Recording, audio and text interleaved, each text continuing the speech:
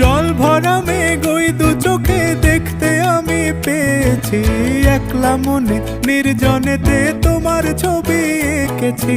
নাম রেখেছি বনলতা যখন দেখেছি, হয়তো বা সেই ক্ষণেই তোমায় ভালোবেসেছি।